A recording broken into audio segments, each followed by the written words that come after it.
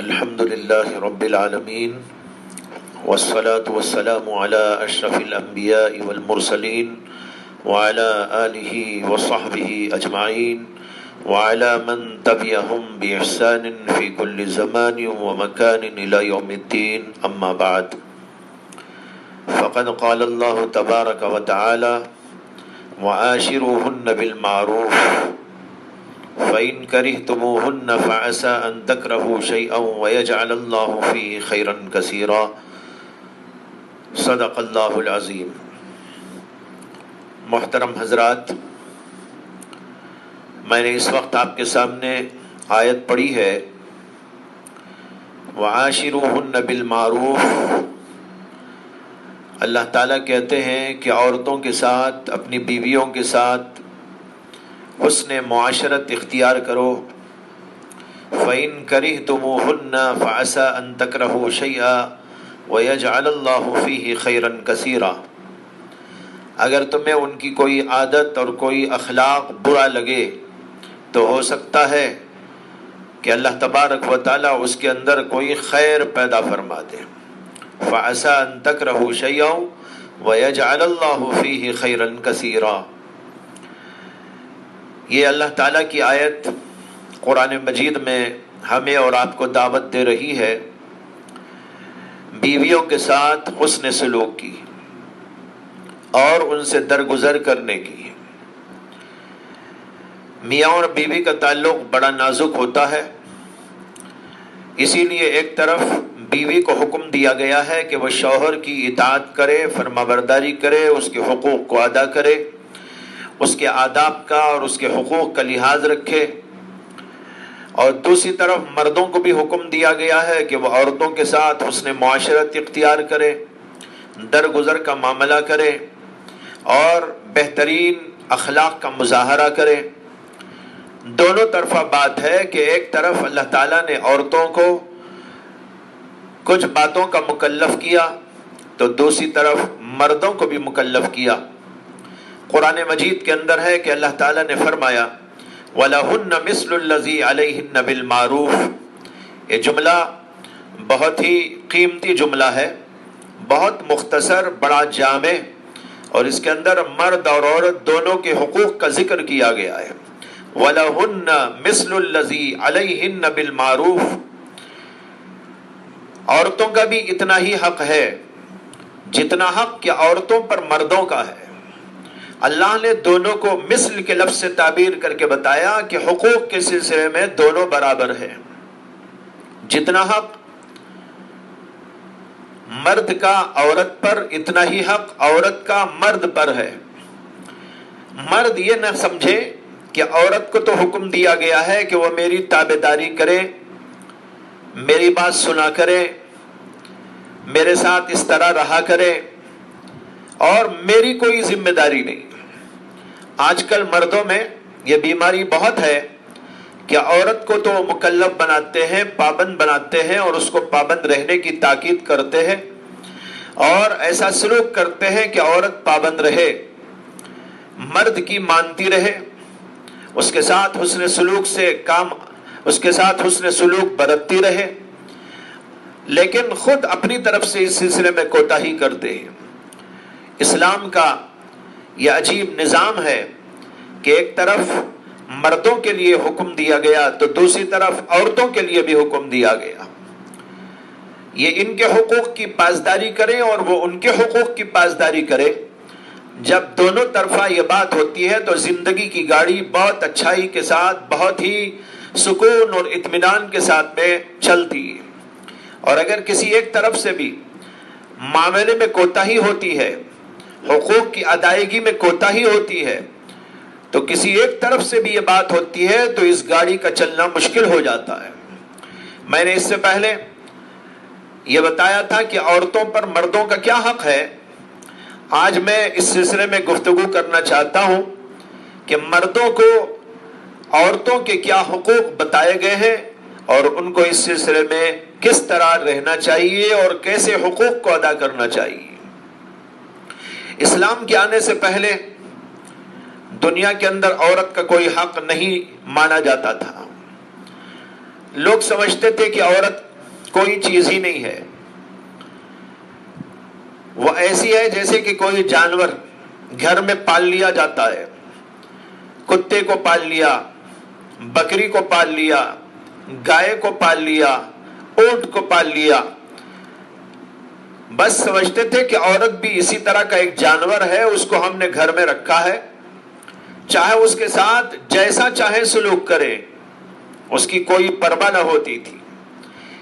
لیکن جب اسلام آیا تو اسلام نے دنیا والوں کو بتایا کہ عورت تمہارے برابر کی ہے، اور اس کے ساتھ حسن سلوک اسی طرح تمہارے اوپر ضروری ہے جیسے کہ عورت کے اوپر تمہارے سلسلے میں حقوق کو عائد کیا گیا ہے، اور یہ بتایا گیا ہے کہ تمہارے حقوق کو وہ ادا کرے. اس لیے دونوں برابر ہیں. یہ سب سے پہلے اسلام نے دنیا والوں کو بتایا اور دنیا والوں کو سکھایا. اس سے پہلے کوئی جانتا نہ تھا کہ عورت کا بھی کوئی حق ہوتا ہے. اسلام نے تو جانوروں کا حق بھی بتایا، لیکن وہاں کے لوگ، زمانے جاہلیت کے لوگ، عیسائی ہو، یہودی ہو، اور ہندو مذہب کے لوگ ہو یا اور کسی مذہب کے پیروکار ہو، وہ سب کے سب عورت کو بالکل ایک جانور کی طرح دیکھتے تھے. لیکن اسلام نے بتایا کہ تمہارے وہ برابر کی ہے اور تمہیں وہ سب کچھ اس کے ساتھ کرنا ہے جیسے کہ اس کو تمہارے حقوق بتائے گئے ہیں. میں نے قرآن کی جو آیت پڑھی اس کا یہی مفہوم ہے، وَلَهُنَّ مِثْلُ الَّذِي عَلَيْهِنَّ بِالْمَعْرُوفِ. معروف طریقے پر اتنا ہی حق عورتوں کا تمہارے اوپر ہے جتنا کہ ان کے اوپر تمہارا حق ہے. قرآن پاک کی جو آیت اس وقت میں نے پڑھی، وَعَاشِرُوهُنَّ بِالْمَعْرُوفِ، عورتوں کے ساتھ اچھا سلوک کرو، معروف طریقے پر زندگی کرو. معروف کے معنی اچھے طریقے پر، نیکی کے ساتھ، بھلائی کے ساتھ، اخلاق کے ساتھ، کھانے اور پینے کی سہولت کے ساتھ اور جو کچھ کے ہو سکتا ہے. معروف کا لفظ بڑا جامع ترین لفظ ہے. اس کے اندر تمام قسم کی بھلائیاں اور تمام قسم کی اچھائیاں داخل ہو گئی. جو کچھ کے اچھا ہو سکتا ہے، اللہ کہتے ہیں کہ عورتوں کے ساتھ وہ ساری اچھائی اختیار کرو، اس طرح ان کے ساتھ میں زندگی کرو. اور احادیث کے اندر نبی اکرم صلی اللہ علیہ وسلم نے عورتوں کے سلسلے میں بڑی تاکید فرمائی اور ان کے حقوق کو ادا کرنے کے لیے ہم کو حکم دیا گیا، اور یہ بھی فرمایا کہ جو عورتوں کے ساتھ اچھا سلوک کرتا ہے وہ سب سے زیادہ اچھا انسان ہے. ایک حدیث ہے کہ اللہ کے نبی علیہ الصلوۃ والسلام نے فرمایا، خیارکم خیارکم لنسائکم وانا خیارکم لنسائی. اللہ کے نبی علیہ الصلوۃ والسلام نے فرمایا کہ تم میں سے بہترین لوگ وہ ہیں جو اپنی عورتوں کے ساتھ اچھے ہوتے ہیں، اور میں تم سب میں اپنی عورتوں سے سب سے زیادہ بھلائی کرنے والا، بہترین سلوک کرنے والا ہوں. اس میں اللہ کے نبی علیہ السلام نے جہاں پر تاکید فرمائی کہ عورتوں کے ساتھ بھلائی کو اختیار کرو اور حسن معاشرت کو اختیار کرو، اچھے اخلاق کو اختیار کرو، جو اچھے اخلاق عورتوں کے ساتھ برتتا ہے وہی تم میں سب سے بہترین انسان ہے. وہیں پر اللہ کے نبی علیہ السلام نے یہ بھی بتایا کہ میرا کردار کیا ہوتا ہے، میری سیرت کا نقشہ کیا ہے. اللہ کے نبی کہتے ہیں وَأَنَا خِيَارُكُمْ لِنِسَائِي، میں اپنی عورتوں کے ساتھ تم سب میں سب سے زیادہ بہتر طریقے کو اختیار کرنے والا ہوں. سب سے زیادہ حسن معاشرت میرے اندر پائے جاتے ہیں. تو بہرحال یہ تاکید کی گئی. نبی اکرم صلی اللہ علیہ وسلم کی ایک حدیث ہے کہ آپ نے فرمایا، استوصوا بالنساء خیرا، میری وصیت قبول کرو عورتوں کے سلسلے میں بھلائی کی. یعنی میں تم کو وصیت کرتا ہوں عورتوں کے ساتھ بھلائی کرنے کا، ان کے ساتھ خیر کو اپنانے کا. اگر خیر کو اپناؤ گے تو تمہاری زندگی ٹھیک ٹھیک چلے گی. اسی حدیث میں آگے فرماتے ہیں فإن المرأة خلقت من ضلع وإن أعوج ما في الضلع آلاه فإن ذهبت تقيمه كسرته وإن تركته لم يزل أعوج فاستوصوا بالنساء. یہ بخاری اور مسلم کی حدیث ہے. اللہ کے نبی علیہ الصلاۃ والسلام فرماتے ہیں کہ عورتوں کے ساتھ بھلائی کرنے کا میں تم کو حکم دیتا ہوں، کیونکہ عورت ٹیڑھی پسلی سے پیدا کی گئی ہے، اور اگر تم اس کو ٹھیک کرنے جاؤ تو وہ ٹوٹ جائے گی، اور اگر تم اس کو یوں ہی چھوڑے رکھو تو وہ ایسے ہی ٹیڑھی کے ٹیڑھی رہے گی. اس لیے تم ان کے ساتھ بھلائی کا سلوک اختیار کرو. اور ایک حدیث میں یہ بھی آیا ہے کہ اللہ کے نبی علیہ السلام نے فرمایا ان اقمتها کسرتها وان استمتعت بها استمتعت وفيها عوج. اگر تم عورت کو اسی طرح رکھتے ہوئے اس سے فائدہ اٹھانا چاہو تو فائدہ اٹھا لو، اور اگر تم اس کو ٹھیک کرنے جاؤ گے تو وہ ٹوٹ جائے گی. اس کے اندر بہت قیمتی اصول بتایا، اور یہ بتایا کہ عورت کے ساتھ کس طرح زندگی کرنا چاہیے. اس کے اندر جو فرمایا ہے اللہ کے نبی علیہ الصلاۃ والسلام نے کہ عورت ٹیڑھی پسلی سے پیدا کی گئی، اس کا مطلب بعض لوگ یہ بیان کرتے ہیں کہ اللہ تبارک و تعالیٰ نے حضرت آدم علیہ الصلاۃ والسلام کی پسلی کو لے کر حضرت سیدہ حوا علیہ الصلاۃ والسلام کو پیدا فرمایا تھا، تو لہٰذا عورت جو بنی ہے وہ ٹیڑھی پسلی سے بنی ہے. ایک روایت میں آیا ہے، لیکن وہ روایت بہت ہی زیادہ ناقابل اعتبار ہے، اس کے اوپر بھروسہ نہیں کیا جا سکتا. علماء نے اس حدیث کو رد کیا ہے اور بتایا ہے کہ یہ بالکل ناقابل قبول حدیث ہے، اس لیے کہ سند کے لحاظ سے اس کا کوئی درجہ اور مقام نہیں. اگرچہ بعض علماء نے اس کو نقل کیا ہے. اگر یہ مطلب اس کا ہوگا تو یہاں مطلب یہی ہوگا کہ پسلی سے اللہ نے عورت کو پیدا کیا ہے، حقیقی معنی اس کے یہاں پر مراد ہوگی. لیکن اکثر بیشتر علماء کہتے ہیں کہ ایک تمثیل ہے، تشبیہ ہے. یہ معنی نہیں ہے کہ عورت کو ٹیڑھی پسلی سے پیدا کیا گیا. عورت کو اللہ نے جیسے پیدا کرنا تھا پیدا فرمایا، لیکن اس کو ایک مثال دے کر سمجھایا اس کے مزاج کے اعتبار سے. مزاج کے اندر کچھ ٹیڑھ ہوتا ہے، اور یہ ٹیڑھ اس کے لیے کوئی عیب نہیں بلکہ اس کے لیے ایک حسن ہے، ایک خوبصورتی. بعض چیزیں ٹیڑھی ہوتی ہیں لیکن ان کا ٹیڑھا ہونا ہی ان کی خوبی ہے اور ان کی صحت اور ان کی رونق کی دلیل ہوتی ہے. اس کی مثال یہی ہے پسلی. پسلی کو اگر سیدھا کر دیں تو وہ پسلی ہی کیا رہے گی؟ پسلی یہی ہے کہ وہ ٹیڑھی رہے. جیسے جیسے اس کے اندر ٹیڑھ رہتا ہے وہ ٹیڑھ ہی اس کی خوبی کو بتاتا ہے. اللہ کے نبی علیہ الصلاۃ والسلام یہاں پر یہی فرمانا چاہتے ہیں کہ عورت کی مثال ایسی ہے جیسے کہ پسلی، کہ اس کے اندر ٹیڑھ معلوم ہوتا ہے، لیکن پسلی کا یہ ٹیڑھا ہونا اس کے لیے کسی عیب کی بات نہیں ہے بلکہ اس کے لیے ایک حسن ہے، خوبصورتی. اس لیے اس کو ایسے ہی رکھو. اگر اس کو سیدھا کرنے جاؤ گے تو ٹوٹ جائے گی. ٹوٹ جانے کا مطلب یہ ہے کہ مسئلہ آگے بڑھے گا. تم اس کو ٹھیک کر دینا چاہو اس کے مزاج کے اعتبار سے، تو پھر وہ ٹھیک ہونے کے بجائے تم سے جدا ہو جائے گی، ٹوٹ جائے گی.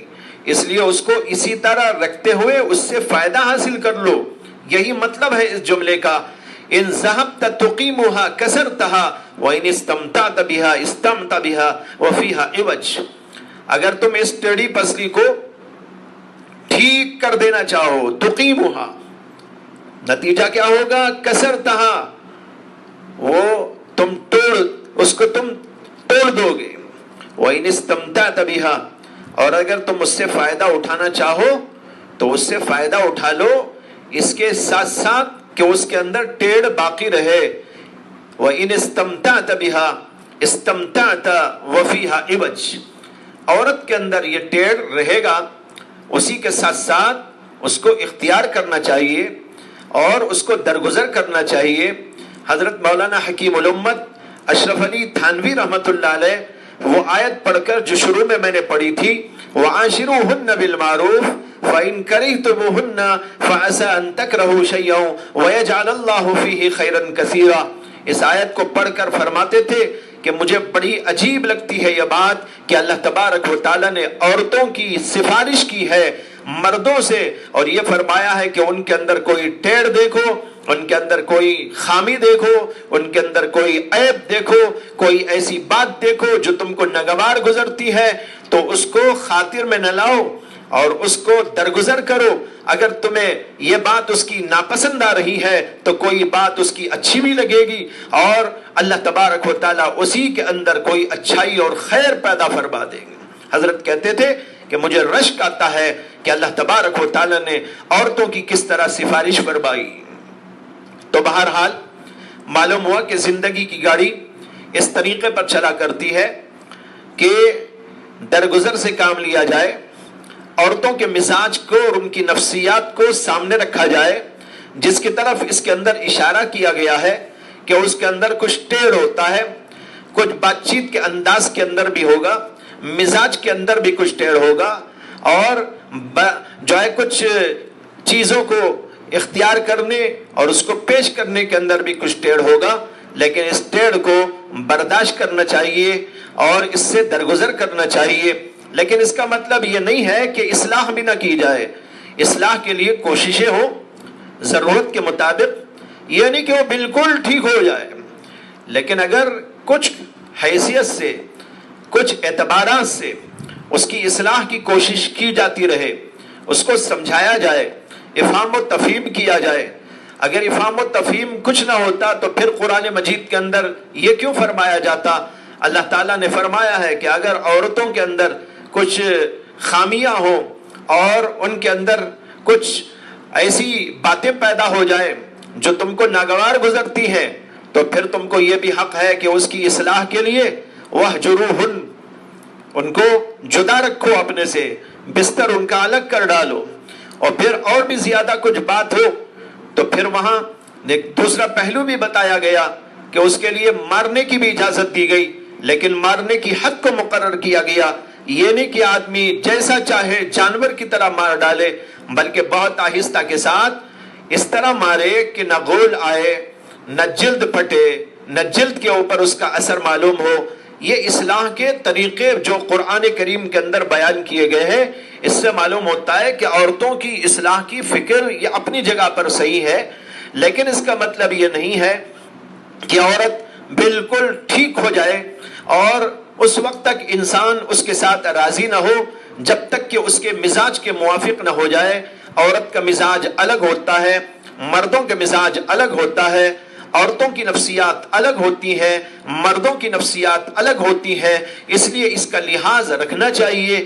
اگر ایسا لحاظ نہ رکھا گیا تو مطلب یہ ہوگا کہ یہ چلنے والی گاڑی نہیں ہوگی، یہ کبھی نہ کبھی ٹوٹ جائے گی۔ اس لیے اللہ کے نبی علیہ الصلوۃ والسلام نے بھی اور اللہ نے بھی دونوں نے یہ بات ہم کو بتائی ہے کہ اس سے درگزر کا معاملہ اختیار کیا جائے۔ ایک حدیث میں آتا ہے کہ اللہ کے نبی علیہ الصلوۃ والسلام نے فرمایا لا يفرق مؤمن مؤمنة ان كره منها خلقا رضي منها آخر۔ فرمایا کہ کوئی مومن کسی مومنہ سے، یعنی کوئی مرد مومن اپنی بیوی سے نفرت اور کدورت اور بغض نہیں رکھ سکتا یا نہ رکھے۔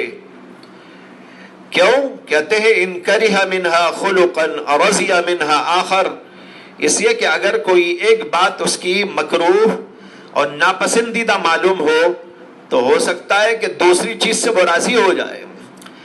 ایک خلق اچھا نہیں لگا، ایک عادت اس کی اچھی نہیں لگی، مرد یہاں پر یہ سوچے کہ میرے بھی سارے ہی اخلاق کون سے اچھے ہیں، میرے اندر بھی بہت سی باتیں ایسی ہوں گی جو میری عورت کو ناپسند ہے، میرے بولنے کا کوئی انداز ہوگا جو عورت کو ناپسند ہو، میرا طرز عمل کچھ ایسا ہوگا جو عورت کو ناپسند ہو، تو میرے اندر بھی تو ایسے اخلاق موجود ہیں جو عورت کو ناپسند۔ تو اس لیے مرد یہ سوچے کہ اگر اس کی کوئی بات مجھے ناگوار گزر رہی ہے تو کوئی بات ایسی بھی اس کے اندر ہوگی جو مجھ کو پسند آ جائے گی۔ میں بھی فرشتہ نہیں اور وہ بھی فرشتہ نہیں۔ دونوں کے اندر عیب ہیں، اسے ایک دوسرے سے درگزر کا معاملہ کیا جائے۔ قرآن کریم کی ایک آیت یاد آ گئی، اللہ تبارک و تعالیٰ نے قرآن پاک کے اندر فرمایا ہے، عورتوں کی تمثیل دیتے ہوئے عورت اور مرد دونوں کو اللہ تبارک و تعالیٰ نے ایک مثال سے سمجھایا ہے۔ مثالیں بہت اہم ہوتی ہیں کسی بات کو سمجھنے کے لیے، کسی بات کو سمجھانے کے لیے، اس لیے قرآن کریم اور حدیث کے اندر عام طور پر مثالوں کے ذریعے سمجھانے کی کوشش کی جاتی ہے کہ مثال سے بات بالکل واضح طور پر سمجھ میں آ جاتی ہے۔ اسی سلسلے میں قرآن کریم کے اندر ایک مثال دی گئی ہے مرد اور عورت کے تعلقات کو سمجھانے کے لیے، چونکہ یہ بڑے نازک تعلقات ہوتے ہیں، اسی اللہ تعالیٰ نے ایک جگہ پر فرمایا ہن لباس لکم وانتم لباس لہن۔ عجیب جملہ ہے، عجیب تشبیہ ہے، اس کے اندر کہتے ہیں ہن لباس لکم وانتم لباس لہن، عورتیں تمہارے لیے لباس ہے اور تم ان کے لیے لباس ہو۔ مرد اور عورت دونوں کے لیے فرمایا گیا ہے، ہن لباس لکم وانتم لباس لہن، عورتیں تمہارے لیے لباس اور تم عورتوں کے لیے لباس ہو۔ قرآن کریم کے اس جملے کی تشریح میں علماء نے بہت لمبا چوڑا کلام کیا ہے کہ اس کے کیا معنی، بعضوں نے کچھ معنی بتائے ہیں، بعضوں نے کچھ اور معنی بتائے ہیں۔ حضرت حکیم الامت مولانا اشرف علی تھانوی نور اللہ مرقدہ نے اس آیت کریمہ پر ایک واعظ کیا ہے، بیان فرمایا ہے، اور وہ چھپا ہوا موجود ہے۔ اس کے اندر حضرت نے ہن لباس لکم وانتم لباس لہن کی تشریح میں 8 قول ذکر کیے اور سب کی تشریح کی۔ یہاں پر میں صرف ایک بات عرض کروں گا اور اس کو بھی حضرت نے بیان فرمایا ہے، وہ بات یہ ہے کہ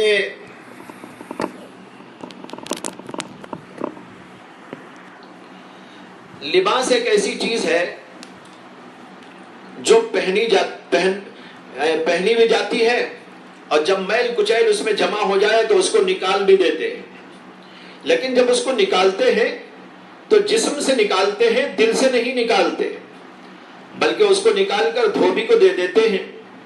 اور اب تو دھوبیوں کے بجائے خود گھر گھر میں دھوبی ہے، یعنی مشینیں موجود ہیں، اس کے اندر ڈال دیتے ہیں اور اس کی صفائی ہو کر دھل کر جو کپڑا آتا ہے تو دوبارہ اس کو اپنے اوپر ڈال لیتے ہیں اور اس کو پہن لیتے ہیں، جب تک کہ وہ پھٹ نہ جائے، جب تک کہ وہ ایسا نہ ہو جائے کہ جو ناقابل استعمال ہو، تب تک تو یہی ہوتا ہے کہ اس کو پہنتے ہیں، میلا کچیلا ہونے کے بعد اس کو نکال دیا جاتا ہے، لیکن دل سے اس کو نہیں نکالا جاتا بلکہ دھونے کے لیے نکالا جاتا ہے۔ جب وہ دھل کر آتا ہے تو پھر اس کو پہن لیا جاتا ہے۔ حضرت فرماتے ہیں کہ اس تمثیل میں یہی بات سمجھانا چاہا ہے اللہ تبارک و تعالیٰ نے، عورتیں تمہارے لیے لباس ہیں اور تم ان کے لیے لباس ہو۔ اس لیے اے مردو، اگر تم عورت کو استعمال کر کے اس کی کسی ادا سے، اس کے کسی خلق سے، اس کی کسی عادت سے، اس کی کسی انداز سے، اس کی کسی بول چال سے، اس کے کسی لب و لہجے سے تم کو ناگواری پیش آئی ہو تو اس کو جو ہے دل سے نہ نکالو بلکہ صلح صفائی کر لو۔ جیسے کہ کپڑوں کو دھو لیا جاتا ہے، دلوں کو دھو لیا جائے، صفائی کر لی جائے، یہ اس سے معافی مانگ لے، یہ اس سے معافی مانگ لے، درگزر کا معاملہ کر لیا جائے اور پھر اس کو گلے سے لگا لیا جائے۔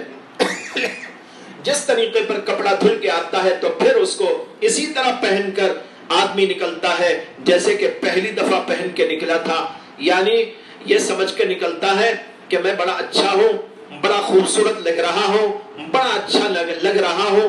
اسی طریقے پر اپنی عورت کے ساتھ جب معاملہ کچھ کھٹائی میں پڑ جائے، دل کی صفائی کے بعد پھر اس کو اپنا لے اور جیسے پہلے اپنایا تھا اسی طرح اپنا لے۔ اور اسی طرح عورتیں اگر مردوں سے کوئی خطا دیکھے ان کی کسی بات سے ان کو ناگواری ہو تو ایسی صورت میں ان کو بھی چاہیے کہ وہ بھی اسی طرح کا معاملہ کریں۔ یہ ہے اس جملے کا مطلب۔ میں نے عرض کیا کہ اس جملے کے کئی مطلب ہیں جو علماء نے بیان کیے، لیکن یہاں ایک مطلب موقع کی مناسبت سے میں نے عرض کیا کہ ہمیشہ اس بات کو ذہن میں رکھنے کی ضرورت ہے کہ شر بھی ہوتا ہے، خیر بھی ہوتا ہے، کچھ بھلائیاں بھی ہوتی ہیں، کچھ برائیاں بھی ہوتی ہیں، ہر انسان کے اندر ہوتی ہیں، ہر چیز کے اندر ہوتی ہیں۔ اس وجہ سے جو ایک دوسرے کو درگزر کرتے ہوئے، معافی تلافی کرتے ہوئے، دل کو پاک و صاف رکھتے ہوئے ایک دوسرے کو اپنا کر زندگی کرنے کی کوشش کرنا چاہیے۔ بہت سے بزرگان دین ایسے گزرے ہیں جن کی بیویوں کے اندر کچھ ایسی بات پیدا ہوئی یا پہلے سے موجود تھی جو ان کو ناگوار گزرتی تھی، لیکن اس کے باوجود وہ اس کو برداشت کرتے تھے۔ اللہ تبارک و تعالی نے ان کے مقام کو بلند کر دیا۔ حضرت مرزا مظہر جان جانا رحمت اللہ علیہ دلی کے بہت بڑے اللہ کے ولی گزرے ہیں، ان کا مزار وہیں پر لال مسجد کے اندر موجود ہے۔ بہت ہی نازک طبیعت والے بزرگ تھے، لیکن اللہ کی حکمت کہ اللہ تعالیٰ نے ان کو جو بیوی دی وہ مزاج کے اعتبار سے انتہائی بدمزاج تھی، زبان کے اعتبار سے بہت ہی پھوہڑ تھی، ہر وقت کچھ نہ کچھ ایسی بات کر جاتی تھی جس سے کہ حضرت کو ناگواری گزرتی تھی، لیکن وہ اس کو معاف کرتے چلے جاتے تھے، اور اس معافی کی وجہ سے اللہ نے ان کے درجات کو بلند فرما دیا۔ بہت سارے اولیاء اللہ نے، بہت سارے بزرگوں نے، بہت سارے علماء نے ان کے واقعات کو لکھا ہے، ان کی بیوی کے واقعات کو بھی لکھا ہے۔ یہ واقعہ بھی لکھا ہے کہ حضرت مرزا مظہر جان جانا بڑے صاحب کرامت بزرگ تھے، اللہ نے ان کو بڑی کرامتیں عطا کی تھی۔ ان کرامتوں میں سے ایک کرامت ان کو یہ بھی دی گئی تھی کہ وہ اڑا کرتے تھے، اپنے مریدین کو ساتھ میں لے کر اوپر اڑ کے جاتے تھے، لیکن ان کی بیوی ان کی معتقد نہیں تھی اور ہمیشہ ان کو برا بھلا کہتی رہتی تھی، کچھ نہ کچھ ایسی باتیں کرتی جس سے ان کا دل ٹوٹتا، ناگواری ہوتی، لیکن وہ اللہ کے ولی معاف کرتے چلے جاتے تھے۔ کہتے ہیں کہ ایک دفعہ حضرت مرزا مظہر جان جانا رحمت اللہ علیہ اپنے مریدین کو ساتھ میں لے کر ہوا میں اڑتے جا رہے تھے، اور اڑتے اڑتے وہ اپنے ہی مکان کے اوپر سے اڑے۔ عین اسی وقت ان کی بیوی صحن میں کھڑی ہوئی تھی اور اوپر کسی وجہ سے دیکھ رہی تھی، تو اس کو نظر آیا کہ کوئی بزرگ ہیں جو اپنے مریدین کو ساتھ میں لے کر اڑتے ہوئے جا رہے، تو وہ بڑی متاثر ہوئی۔ عام طور پر دوسروں کو دیکھ کر عورتیں متاثر ہو جاتی ہیں، لیکن خود اپنے شوہر کے کمالات کو دیکھ کر متاثر نہیں ہوتی۔ اب دیکھو یہاں پر کیا قصہ ہوا۔ کہتے ہیں کہ وہ دیکھ رہی تھی، بڑی متاثر ہوئی، اور پھر اس کے بعد دل میں کہا یہ ہیں اللہ کے ولی، یہ ہیں بہت بڑے پہنچے ہوئے بزرگ، جب یہ آئیں گے ہمارے گھر والے تو ان کو بتاؤں گی کہ بزرگ کون ہوتے ہیں۔ خیر اس کے بعد وقت گزرتا گیا اور حضرت اپنے وقت پہ گھر پہ تشریف لائے۔ حضرت مرزا مظہر جان جانا رحمت اللہ علیہ آئے تو اس نے اپنا وہی پرانا انداز اختیار کیا، دل کو دکھانے والا، دل کو ٹھیس پہنچانے والا۔ کہنے لگی کہ تم کیا بزرگ ہو، میں نے آج ایک بزرگ کو دیکھا، واقعی اللہ والے تو ایسے ہوتے ہیں۔ انہوں نے کہا کہ ان بزرگ کو دیکھا، کیا ان کا کمال دیکھا؟ کہا کہ میں نے دیکھا کہ میں آنگن میں صحن میں کھڑی ہوئی تھی، وہ اپنے مریدین کو لے کر ہوا میں اڑتے جا رہے تھے۔ بزرگ تو یہ ہوتے ہیں، تم کیا بزرگ ہو؟ حضرت مرزا مظہر جانا رحمت اللہ علیہ زیر لب مسکراتے ہوئے فرمانے لگے کہ بیگم وہ تو میں ہی تھا، تم نے ٹھیک طور پر نہیں دیکھا، وہ تو میں ہی اڑ کے جا رہا تھا اپنے مریدین کے ساتھ۔ اتنا کہتے ہی وہ کہنے لگی ہاں اچھا تم ہی تھے، اسی لیے میں نے دیکھا ذرا ٹیڑھا اڑ کے جا رہے تھے۔ ایسے حالات تھے اس عورت کے، لیکن اس کے باوجود اللہ نے اس عورت کو ان کے پاس رکھا اور ان بزرگ کے مراتب کو بڑھاتا رہا۔ ایسے بہت سارے واقعات بزرگوں کے ملتے ہیں جس سے معلوم ہوتا ہے کہ ایسی صورت کے اندر عورت کی طرف سے پیش آنے والی باتوں کو برداشت کرنا چاہیے. حدیث کے اندر بھی یہی حکم دیا گیا ہے. اللہ کے نبی علیہ السلام نے عورتوں کو اسی لیے مارنے کے بارے میں منع فرمایا کہ عورت اگر اس کے اندر کوئی ٹیڑھ بھی دیکھو تو اس کو مارو مت.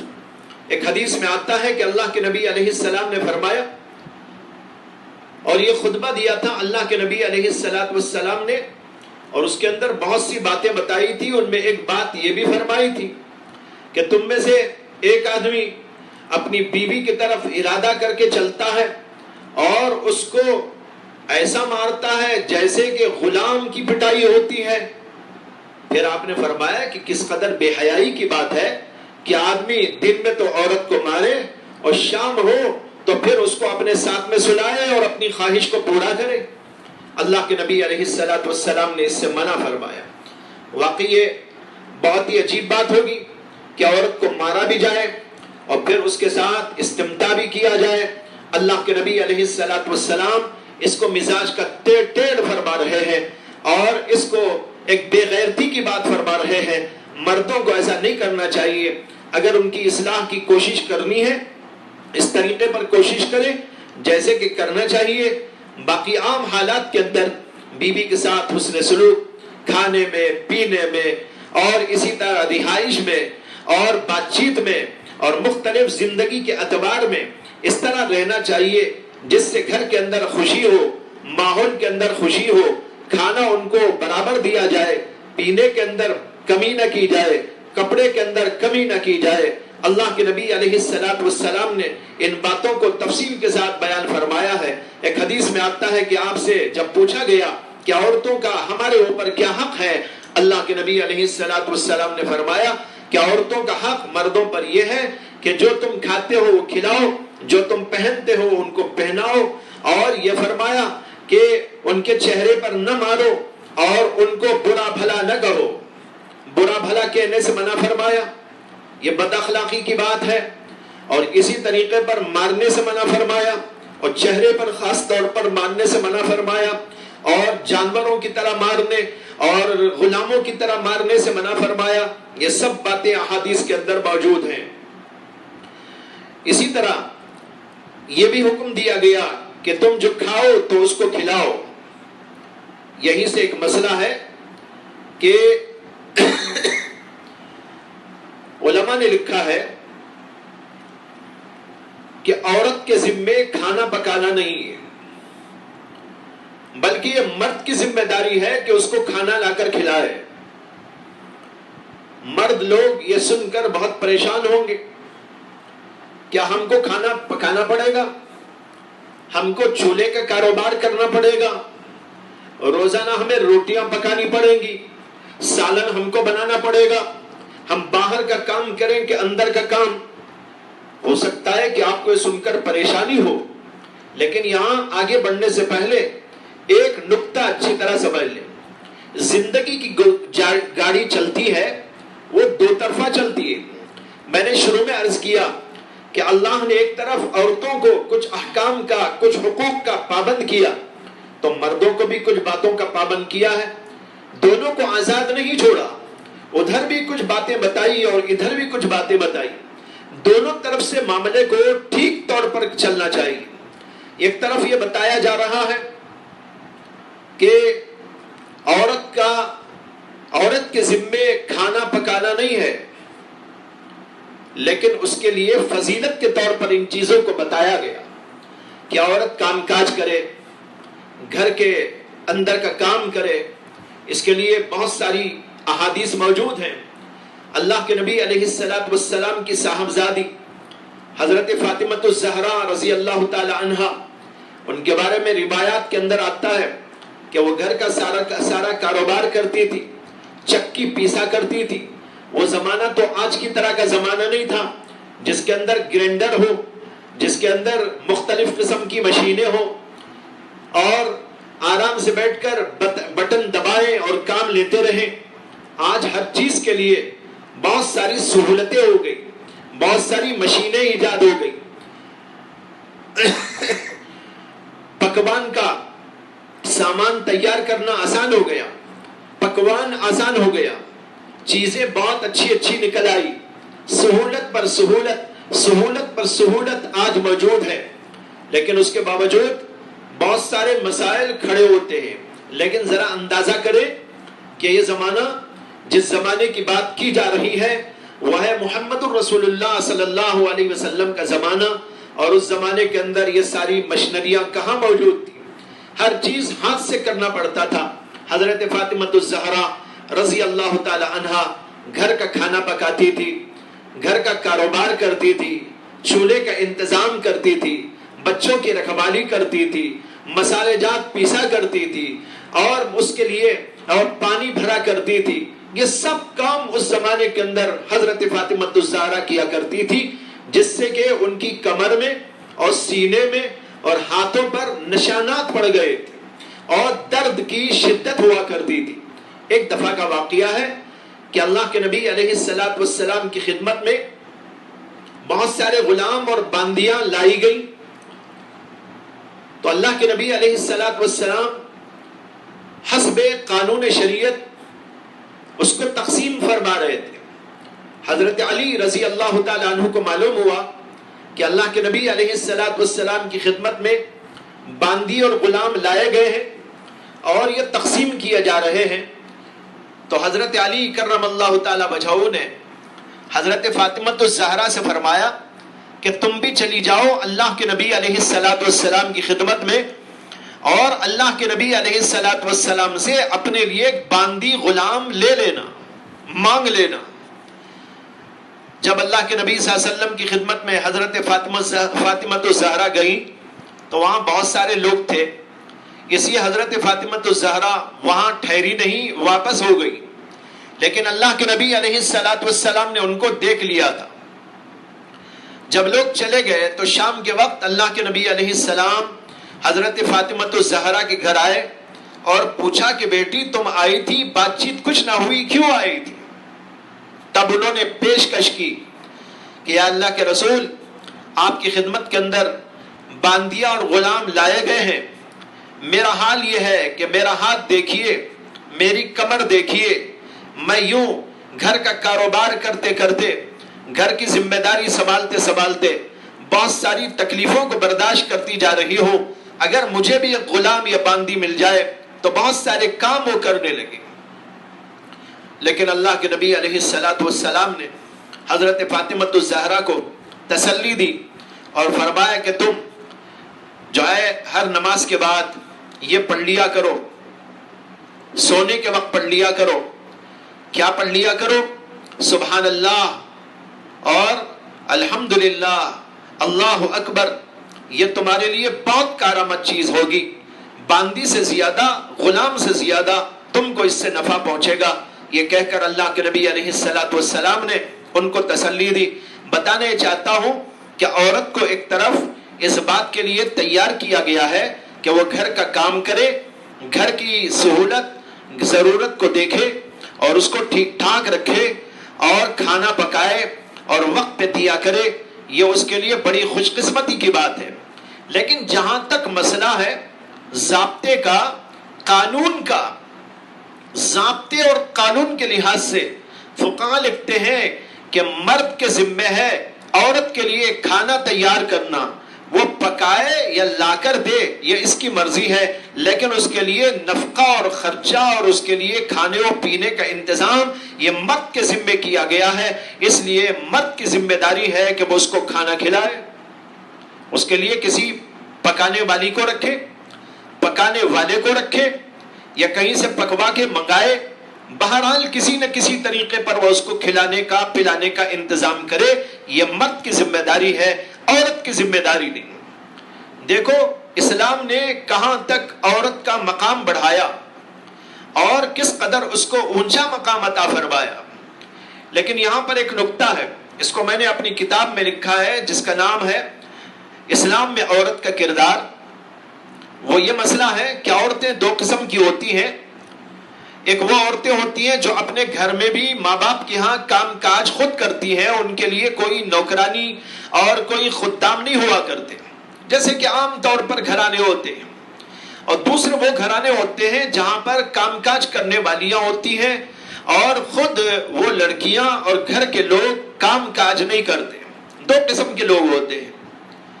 اگر ان عورتوں سے کوئی شادی کرے جو گھر کے اندر خود پکوان نہیں کیا کرتی بلکہ ان کے لیے خدام ہوا کرتے ہیں، تو وہاں مسئلہ یہ ہے کہ عورت کھانا پکانے کی ذمہ داری اس کے اوپر نہیں آئے گی، اور مرد کو چاہیے کہ اس کے گھر کے لیے اس کے کھانے کا انتظام کرے۔ اور اگر ایسی عورت سے شادی کیا ہے جو اپنے گھر میں کام کاج کرتی تھی، تو دیانت کے اعتبار سے اور اخلاق کے اعتبار سے اس کا فریضہ ہے کہ وہ یہاں آنے کے بعد بھی شوہر کے لیے، اپنے بچوں کے لیے اور اپنے لیے کھانا تیار کرے اور پکوان کا نظام بنائے۔ لیکن اگر وہ انکار کر دے کہ میں نہیں پکاؤں گی، تو مرد اس کو مجبور نہیں کر سکتا۔ یہ ہے جو فقہاء کرام نے لکھا ہے۔ تو بتانا یہ ہے کہ عورت کے ساتھ حسن سلوک برتنا اور اس کے کھانے اور پینے کا، اس کے کپڑے و لتے کا، اس کی اور ضرورتوں کا انتظام کرنا، یہ مرد کے ذمے کیا گیا ہے۔ اس طریقے پر زندگی کو بہتر سے بہتر بنانے اور زندگی کے اندر سکون پیدا کرنے کی کوشش کرتے رہنا چاہیے۔ اگر ان کے اندر کوتاہیاں ہوتی ہیں، عورتوں کی رعایت نہیں کی جاتی، ان کے ساتھ حسن اخلاق نہیں برتا جاتا، ان کے ساتھ ایسا معاملہ کیا جائے جیسے جانوروں کا جیسا معاملہ، کبھی مار پٹائی ہو، کبھی جو ہے گالم گلوچ ہو اور برے انداز سے ان کے ساتھ میں برتاؤ ہو، یہیں سے ساری خرابیاں پیدا ہوتی ہیں۔ ایک طرف اسلام نے مردوں کو حکم دیا کہ وہ ان کے ساتھ اچھا سلوک کریں اور ایسے انداز سے رکھیں ان کو جس سے کہ وہ خوش رہیں۔ وَعَاشِرُوهُنَّ بِالْمَعْرُوفِ کا یہ جملہ ان ساری چیزوں کو حاوی ہے، ہر چیز اس کے اندر داخل ہو گئی، ہر خوبی اور ہر بھلائی اس کے اندر داخل ہو گئی۔ حدود شرعیہ کے اندر رہتے ہوئے جتنی چیزیں اس کے لیے اچھی سے اچھی، بہتر سے بہتر، اس کے دل کو خوش کرنے والی انداز کے اعتبار سے، مال کے اعتبار سے اور کھانے اور کپڑے کے اعتبار سے، ان سب چیزوں کو اس کے اندر گھیر لیا گیا ہے۔ وَعَاشِرُهُنَّ بِالْمَعْرُوفِ۔ اور دوسرا اصول کیا بتایا؟ دو اصول بتائے زندگی کے اس میں۔ ایک اصول یہ کہ اپنی طرف سے اس بات کی کوشش ہو کہ عورت کے ساتھ حسن سلوک ہو، کھانے میں، پینے میں، رہائش میں، بات چیت میں اور مختلف زندگی کے اعتبار میں۔ حدیث میں آتا ہے اللہ کے نبی علیہ السلام نے حضرت عائشہ صدیقہ رضی اللہ تعالی عنہ کے ساتھ ایک دفعہ دوڑ بھی لگائی تھی، بلکہ 2 دفعہ دوڑ لگائی۔ پہلی دفعہ دوڑ لگائی اور ایک دوسرے سے آگے بڑھنے کی کوشش کرتے رہے، تو نتیجہ یہ ہوا کہ اللہ کے نبی علیہ السلام آگے بڑھ گئے اور حضرت عائشہ صدیقہ رضی اللہ تعالی عنہ پیچھے رہ گئی۔ پھر کسی اور موقع پر اللہ کے نبی علیہ السلام نے ان کے ساتھ دوڑ لگائی اور نتیجہ اس کے برخلاف ہوا کہ اللہ کے نبی علیہ السلام بدن کے دوہرا ہو جانے اور بڑھ جانے کی وجہ سے پیچھے رہ گئے اور حضرت عائشہ صدیقہ رضی اللہ تعالی عنہ آگے بڑھ گئی۔ اللہ کے نبی علیہ السلام نے فرمایا کہ عائشہ یہ پہلے موقع کا جو ہے بدلہ ہو گیا۔ یہ دیکھیے حسن معاشرت کا ایک انداز، اس طرح پیار بھرا انداز ہو اور درگزر سے معاملہ کیا جائے۔ یہ دوسرا اصول ہے جس کو قرآن نے فرمایا فَإِن كَرِهْتُمُوهُنَّ فَعَسَىٰ أَن تَكْرَهُوا شَيْئًا وَيَجْعَلَ اللَّهُ فِيهِ خَيْرًا كَثِيرًا۔ تو یہ 2 اصول اگر ذہن میں رکھ لیے جائیں تو اس کے اندر زندگی کا پورا خلاصہ آ جاتا ہے۔ عام طور پر نوجوانوں کے اندر غصے کی بیماری بہت زیادہ ہے، چھوٹی چھوٹی باتوں پر غصہ، اور پھر اس کے ساتھ معاملہ آگے بڑھتے ہوئے جھگڑا اختیار کر جاتا ہے، اور جھگڑا پھر آگے بڑھتا ہے تو کبھی طلاق تک نوبت آتی ہے، تو کبھی عورت خلا لینے پر مجبور ہو جاتی ہے۔ ہمارے معاشرے کے اندر ایسے بہت سارے واقعات دن رات پیش آتے رہتے ہیں، چھوٹی چھوٹی باتوں پر بڑے بڑے فیصلے، نمک اور مرچ اور مسالے کے مسئلے پر طلاق تک نوبت پہنچ جانا، ایسے واقعات بھی کثرت کے ساتھ پیش آتے رہتے ہیں۔ بھائیوں، ہمیں اور آپ کو جو حکم دیا گیا زندگی کو اچھی بنانے کا، زندگی میں پیار اور محبت کو باقی رکھنے کا، زندگی کے اندر سکون کو قائم رکھنے کا، یہی طریقہ ہے۔ یہ دو طریقوں کو اختیار کر لیا جائے، ایک عورتوں کے ساتھ اپنی طرف سے حسن سلوک، اور دوسرا یہ ہے کہ درگزر کا معاملہ کہ ان کی طرف سے جو پیش آیا اس کے اندر درگزر کرتے رہے۔ یہ دو اصول اگر ہمارے ذہن کے اندر اچھی طرح بیٹھ جائے تو کبھی غصہ بھی ختم ہو جائے۔ جیسے کہ بزرگوں کے واقعات بھی میں نے سنا ہے، اور ایک واقعہ اور سناتا ہوں کہ حضرت سیدنا عمر بن خطاب رضی اللہ تعالیٰ عنہ کے دور خلافت میں جب وہ امیر المؤمنین تھے، ایک صحابی اور ان کی بیوی کے درمیان کسی بات کے اوپر جھگڑا ہو گیا۔ تو ان صحابی نے سوچا کہ میں اس مسئلے کو لے جاؤں اور حضرت عمر بن خطاب رضی اللہ تعالیٰ عنہ کے سامنے پیش کروں تاکہ وہ میری بیوی کو بلائیں اور اس کو سمجھائیں۔ وہ صحابی حضرت عمر کے مکان پہ گئے۔ جب حضرت عمر کے مکان کے قریب پہنچے تو ان کو محسوس ہوا کہ حضرت عمر کے گھر کے اندر سے کچھ بات چیت کی زور زور سے آواز آ رہی۔ امیر المؤمنین کی آواز بھی ہے اور ان کی بیوی کی آواز بھی ہے۔ حضرت امیر المؤمنین کی آواز تو تھوڑی کم ہے، لیکن ان کی بیوی کی آواز بڑی شدید اور سخت ہے جو ان کو جواب دیتی جا رہی۔ وہ صحابی 2-3 منٹ کھڑے اور یہ تماشا دیکھا اور وہاں سے واپس ہونے لگے، یہ خیال کرتے ہوئے کہ میں تو اپنی بیوی کی شکایت لایا تھا کہ وہ مجھے جواب دیتی ہے، میرے سامنے زور زور سے بولتی ہے، میری ہر بات کو کاٹتی ہے، لیکن یہاں دیکھ رہا ہوں کہ امیر المؤمنین کے گھر میں بھی یہی صورتحال ہے کہ امیر المؤمنین کی آواز تو کم لیکن ان کی بیوی کی آواز زیادہ۔ وہ ایک بولتے ہیں تو یہ دو سناتی ہے، اور وہ کچھ بولنا چاہتے ہیں تو ان کی بات کو کاٹ دیتی ہے۔ جو عیوب میں نے اپنی بیوی میں دیکھے اور اس کی شکایت یہاں لانا چاہ رہا تھا، وہ ساری بات تو یہاں خود امیر المؤمنین کے گھر میں بھی۔ یہ سمجھ کر وہ وہاں سے واپس ہونے لگے اور مڑ کے جانے لگے تو اتفاق سے حضرت امیر المؤمنین نے دروازہ کھول دیا باہر نکلنے کے لیے۔ جب انہوں نے دیکھا کہ میرے گھر کے پاس سے ایک آدمی مڑ کے جا رہا ہے تو انہوں نے ان کو آواز دے کے بلایا اور کہا کہ بھائی کیا بات ہے، تم کیوں آئے تھے یہاں؟ انہوں نے کہا کہ حضرت ایک بات کو لے کے آیا تھا، لیکن اب وہ کہنے کی مجھے ضرورت نہیں معلوم ہوتی اور میں ارادہ اپنا بدل دیا ہوں۔ لیکن حضرت نے فرمایا کہ بھائی کچھ تو کہو، کوئی بات تو ہوگی تاکہ کوئی مداوا تو نکلے، کوئی علاج تو نکلے۔ انہوں نے کہا حضرت بات یہ ہے کہ میں اپنی بیوی کی شکایت لایا تھا کہ میرے سامنے بہت زور سے بولتی ہے، میری بات کا جواب دیتی ہے، الٹے سیدھے جوابات دیتی رہتی ہے، میری بات کو کاٹتی رہتی ہے۔ یہ شکایتیں لے کر آپ کی خدمت میں آیا تھا، لیکن اب یہ شکایتیں میں واپس لے جا رہا ہوں۔ حضرت نے پوچھا کہ کیوں واپس جا رہے ہو، کیا بات ہے؟ تو ان صحابی نے عرض کیا کہ حضرت بات یہ ہے کہ جب میں یہاں پہنچا تو آپ کے گھر کے اندر سے بھی آوازیں آ رہی تھی اور مجھے محسوس ہوا کہ آپ کے گھر کے اندر بھی ایسے ہی ہوتا ہے، تو مجھے اس سے عبرت ہوئی، مجھے نصیحت ملی کہ آپ اتنے بڑے ہو کر، امیر المؤمنین ہو کر، مقام کے اعتبار سے اتنی بلندی پر ہو کر، اللہ کے نبی علیہ السلام کے ایسے برگزیدہ صحابی ہو کر آپ ان چیزوں کو برداشت کر رہے ہیں تو مجھ کو بھی برداشت کرنا چاہیے، اس لیے میں یہاں سے واپس جا رہا ہوں۔ حضرت امیر المؤمنین نے کہا کہ ہاں ہاں تم نے تو ٹھیک سمجھا، بات کو تم نے ٹھیک طور پر سمجھ لیا۔ اور اس کے بعد ایک عجیب بات فرمائی، انہوں نے کہا کہ ہاں میری بیوی مجھے جواب دیتی ہے، میری بات کو کاٹتی ہے، میرے سامنے زور زور سے بولتی ہے، میں سمجھاتا ہوں لیکن برداشت بھی کرتا ہوں، اس لیے برداشت کرتا ہوں کہ ایک ہی عورت میرے اتنے کام کرتی ہے کہ ہر کام کے لیے اگر میں کسی نوکر کو رکھوں تو وہ کام تب بھی نہیں ہو سکتا۔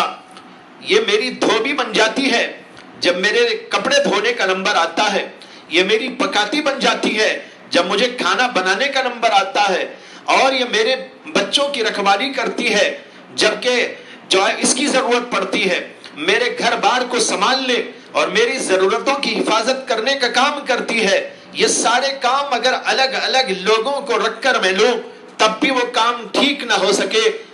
یہاں پر ایک ہی عورت میرا سب کام کر رہی ہے، میری پکاتی بن کر، میری دھوبن بن کر، میرے بیوی بچوں کی رکھوالی کر کے، میرے گھر بار اور میری ضرورتوں اور ان سب چیزوں کی رعایت کر کے، ان سب کاموں کو کرنے کے لیے بڑے پیسے لگا کر خدام کو رکھا جائے تب بھی پورا کام نہیں ہو سکتا۔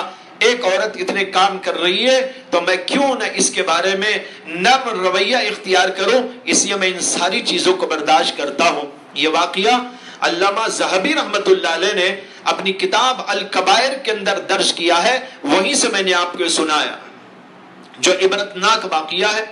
ہمارے نوجوانوں کو سمجھنا چاہیے، شادی ہو کر آتے ہی وہ پتہ نہیں اپنا کیا مقام سمجھتے ہیں۔ ایک آیت تو ان کو یاد رہ گئی، الرجال قوامون علی النساء، لیکن یہ یاد نہیں رہا کہ اللہ نے اس کی تفصیل کیا بیان فرمائی، رسول اللہ صلی اللہ علیہ وسلم نے کیا احکامات دیگر فرمائے۔ قوام کے معنی ایک بزرگ سے پوچھا گیا کہ اللہ کہتے ہیں کہ الرجال قوامون علی النساء، کہ مرد عورتوں پر حاکم ہے۔ مردوں نے پڑھ لیا ہم حاکم ہیں، ہم ان کو اپنی حکمرانی دکھائیں گے، اپنی بادشاہت دکھائیں گے، اور جیسے بادشاہ لوگ اپنی رعایا کے ساتھ بہت جگہ پر ظالمانہ رویہ اختیار کرتے ہیں، اس طرح یہ لوگ بھی ظالم بن کے دکھاتے ہیں۔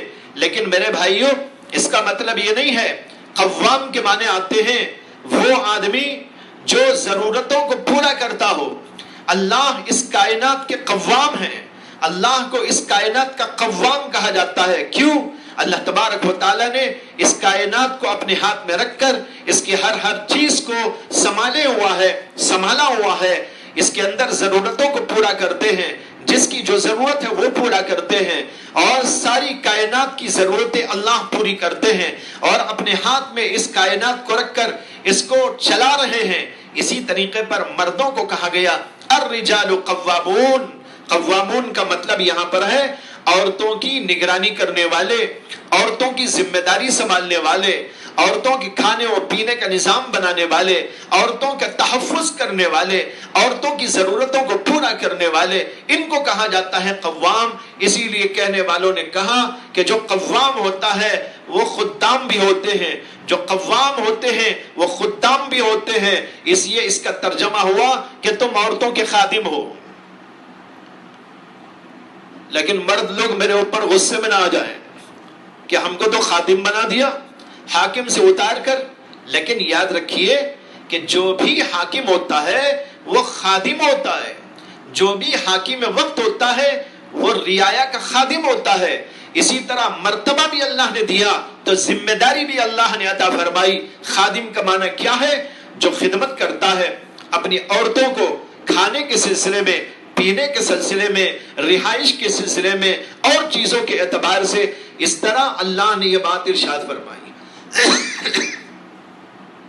حاکم کا مقام دیا، اور حاکم کا مقام دے کر ذمہ داری بھی دے دی۔ اس ذمہ داری کے ساتھ ہم کو یہ نبھاتے ہوئے زندگی کی گاڑی آگے لے کر جانا چاہیے۔ اگر اس طریقے پر کیا جائے گا تو زندگی میں سکون اور راحت میسر آئے گا۔